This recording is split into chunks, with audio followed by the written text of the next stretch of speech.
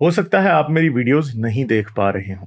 इसकी वजह मेरी वीडियोस पर लगने वाला बैन है। इस सूरत में आप या तो वीपीएन इस्तेमाल कर सकते हैं या फिर अपना कंट्री चेंज करके कोई भी और कंट्री कर दें, तो आपको मेरा चैनल पेज और मेरी तमाम वीडियोस दिखाई देने लगेंगी।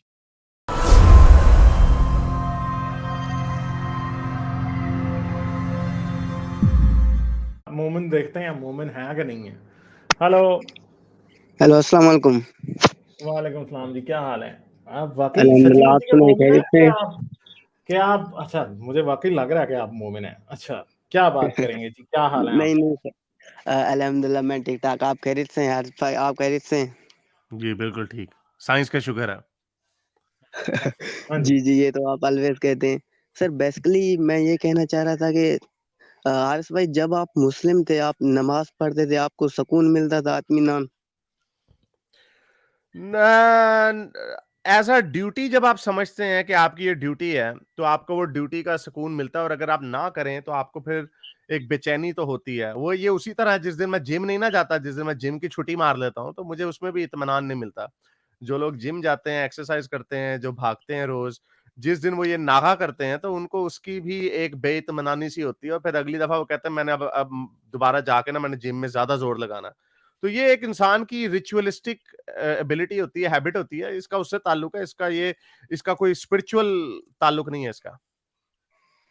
बट सर मैंने काफ़ी रियलाइज़ किया, जब भी मैं इस टाइम से अलग जाता हूँ, अपने हिसाब से भी चलो मैंने हफ्ते भर नमाज़ नहीं पढ़ा और जब पढ़ना स्टार्ट करें, तो नमाज़ पढ़ के सुकून इतना आता है कि हमें ऐसा लगता है कि हम मतलब दिल के अंदरूनी जो से हैं, वो हमारे ठंडक से अलग ही हो रहे हैं। अगर मैंने एक वही चीज़ बताया ना आपको, मैंने वही आपको बताया जब हुँ, आप जिम जाते हैं, जब आप जिम से छुट्टी मारते हैं, जैसे मैंने कल मारी छुट्टी और आज छुट्टी मारी है, तो मुझे एक अजीब-सी बेचैनी लगी हुई है। तो ये क्या कहते हैं, ये इसका इससे ताल्लुक है, ना ना होने का, एक रिचुअल को परफ़ॉर्म ना करने का, इसका उससे ताल्लुक है। इसका आपका ये इल्यूज़न है आपका।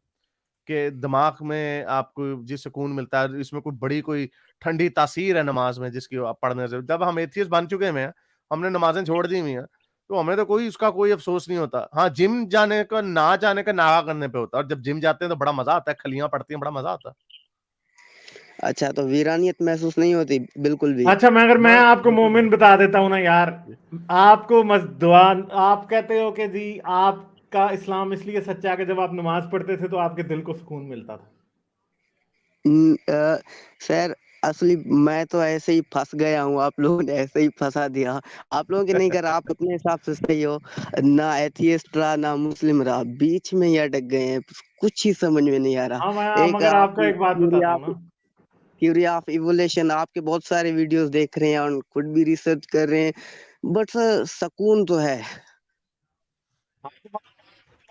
मैंने जब गालिब आवाज़ नहीं आ रही मैं आपकी। जब चर्च जाता था, मेरी आवाज आ रही है? अब क्योंकि आई मेरी जी, यार जी। जब आदत, आप मुँह उधर करते हैं ना तब नहीं आती। ये मेरा ख़्याल हाँ माइक हाँ, का ये कोई वो मसला है। डायरेक्शनल माइक है ना असल में। तो ये वो क्या है जी कि मैं जब चर्च जाता था तो मेरे भी दिल को बहुत सुकून मिलता था जब मैं क्रिश्चियन था तो। ठीक है, तो ये तो फिर जी, होता है ना। ठीक है, तो मेरे भी दिल को इतना सुकून मिलता था, मुझे भी लगता था कि वो यार मेरा तो मजहब बड़ा सच्चा है, क्योंकि मेरे दिल को तो चर्च में आके बड़ा सुकून मिलता है, बाइबल पढ़ के बड़ा सुकून मिलता है, खुदा से दुआएं मांग के बहुत दिल को तसल्ली मिलती है। तो ये बातें तो होती थी ना मेरे साथ भी, तो आपके साथ भी इसी सर तरह होती हैं। तो हर किसी को ये प्लेसिबो इफेक्ट इसको कहते हैं। ठीक है, ये हर मजहब के लोगों को फील होता है कि हाँ जी मैंने बड़ा अच्छा काम किया, मुझे बहुत अच्छा लग रहा है। सिंपल सी बात है ये। तो ये इसमें कोई ऐसी बात नहीं, हिंदू को भी अपने मंदिर जाके उतना सुकून मिलता है, सिख को भी मिलता है जितना आपको आप ये मस्जिद में कह नमाज रहे पढ़ के ये मिलता है। ये जो आपने नाम लिया क्या है इंसान को? Placebo effect. प्लेसिबो।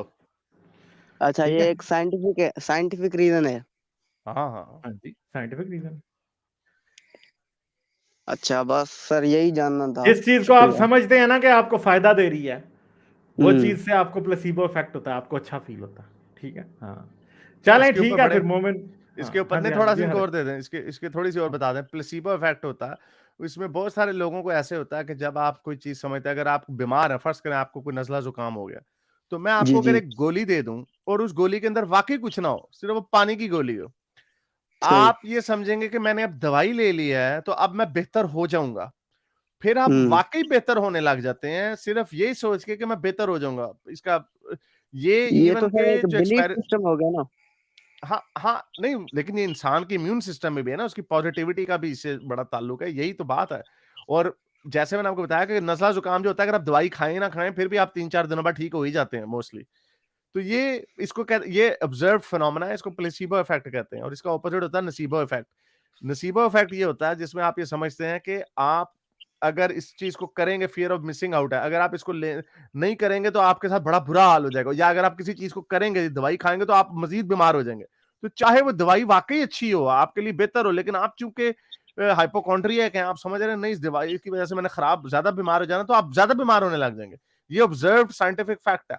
तो इसी तरह ये आपको लगता है, आपको बताया गया क्योंकि आपके ज़हन में at the back of your mind आपको इस चीज़ का आपके ज़हन में डाल दिया गया है कि जहन्नुम की आग है, आप अगर नमाज़ नहीं पढ़ेंगे, रोज़ा नहीं रखेंगे तो अल्लाह मियाँ आपको बड़ी सज़ा देंगे। तो ये उस वजह से आपके दिल का खौफ जो है वो आपको फिर ठंडक देता है कि हाँ भाई चलो आज तो मैंने अच्छा काम कर लिया। बड़े लोगों को अपने चैरिटी दे के फॉर एग्ज़ाम्पल लोगों को बड़ा मज़ा आता है। लोगों को चैरिटी करके किसी होमलेस बंदे को खाना खिला के बड़ा मज़ा आता है उन्हें। उन्हें ये लगता है कि हाँ मैंने अच्छा काम किया है, मैंने किसी की मदद की है। हालाँकि उसका रियलिस्टिकली स्पीकिंग अगर आपके पास $100 है, आपने $20 किसी को दे दिए हैं, टेक्निकली स्पीकिंग आपकी जेब में $20 कम हो गए हैं। लेकिन ये सारे ऑब्जर्व्ड ह्यूमन साइकोलॉजी के फैक्टर्स हैं। इसका मज़हब के सच्चा या झूठा होने से कोई ताल्लुक नहीं। गालिब ने आपको चर्च की एग्ज़ाम्पल दी, मैंने आपको अभी जिम की एग्ज़ाम्पल अजीत दे पाजी दी। चैट में कह रहे हैं कि जी गुरुद्वारे जाके दिल को बहुत सुकून मिलता है, हाँ, और वो इधर बहुत लोग और भी सीखेंगे। चैट में कह रहे हैं हाँ, सही। कि मंदिर टेंपल जाके जाके बहुत सुकून मिलता है। हाँ, हाँ, तो ये सारी आपकी ज़हनी कैफ़ियत है।